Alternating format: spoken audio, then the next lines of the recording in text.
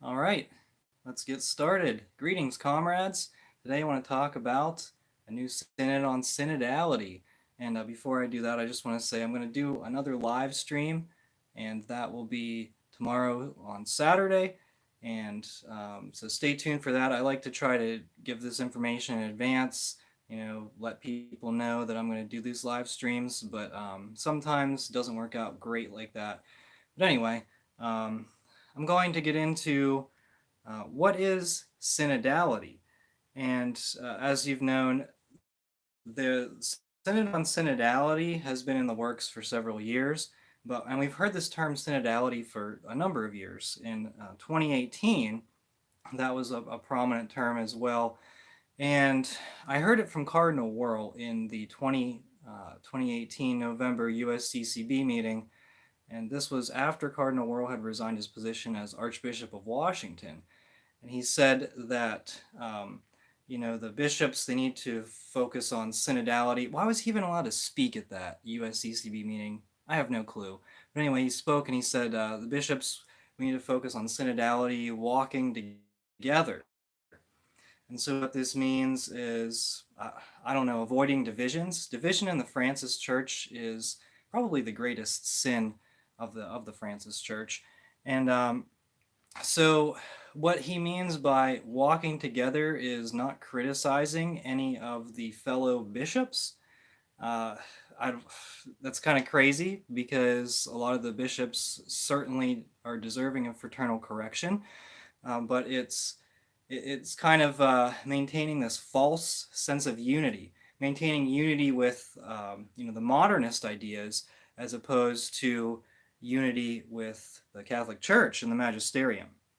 And so there's an article here that talks about what is synodality, and it says the term is often used to describe the process of fraternal collaboration and discernment that bodies like the Synod were created to express.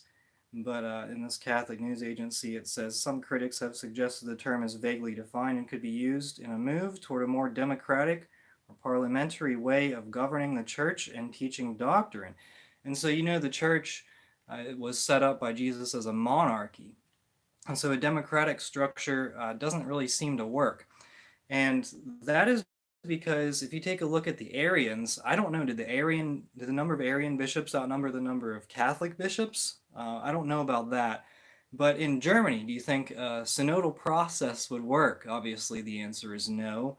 Do you think a democratic process would work? No, obviously not. Now, also, we want to look at King Henry VIII, the Anglican heretics, the bishops in England that supported King Henry VIII's heresy, and St. John Fisher was the only one that stood up to King Henry VIII. And so a synodal process there would not have worked either. And so it doesn't seem like this is something that can work. It's not something that will work. And we're going to move forward on this. And so Pope Francis, the Vatican announced that they would move forward on this new plan of synodality. It's a multi-phase event. And Ed Penton of the National Catholic Register was not impressed. And he wrote this article that is really interesting. It's linked in the show notes below. And he talks about Jesuit Cardinal Carlo Maria Martini and his dream of not a Vatican III, but of a synod. He envisioned a permanent synodal church in which the idea of collegial governance introduced the Second Vatican Council could be better realized. He was pretty modernist, I would say. He held probably some heretical ideas. I think he supported the LMNOP. I don't know about his take on women priests, but I just know he was a figure in the he was a top dissenter, and he was a cardinal, and so that's very bad. Obviously, he was the former Archbishop of Milan, and it was. I'm actually going to read just a few things here. The Jesuit biblical scholar who died in 2012 had a dream in 1999 of a church capable of being in a permanent synodal state with a collegial and authoritative exchange among all the bishops on some key issues. For Cardinal Martini, those key issues comprised the shortage of ordained ministers, the role of women in society and in the church, the discipline of marriage, the Catholic vision of sexuality, penitential practice, relations with the sister churches of Orthodoxy, and more in general, the need to revive ecumenical hopes, the relationship between democracy and values, and between civil laws and moral law. In a later interview in 2004, he said he saw the Synod of Bishops as an important element in a less centralized form of church governance. And hello, Susan Balmer, watching from Ireland. That's cool. And you're going to be impacted by this too. And so just hold on here in a second. It says, rather than argue for a Third Vatican Council, Martini believed his vision of a permanent synodal church would not only be more in line with the Second Vatican Council's call for collegial governance, but an effective vehicle for introducing the key issues he mentioned. So, it was the Synod on Synodality was originally scheduled for October, and the upcoming meeting will now consist of, it looks like, 3 phases. The first phase is the diocesan phase, running from this October until April 22, and then a continental phase from September 2022 until March 2023, and a conclusive phase for the Universal Church in October of 2023. It will have 2 working documents instead of 1. So this first phase is going to be the diocesan phase, and everyone's affected. So this is going to be in every single diocese. I think that's the Vatican's goal, is to get a group of people in every single diocese to talk about this, and this is really important. The continental phase, so I don't know if this is going to be the USCCB combined with the Canadian Bishops' Conference and the Mexican Bishops' Conference, or if it's just the country's bishop conferences combined. I don't know. And then obviously the conclusive phase, it'll be like the Amazon Synod with a lot of disaster and heresy. But I think with the diocesan phase, it's a real opportunity for us.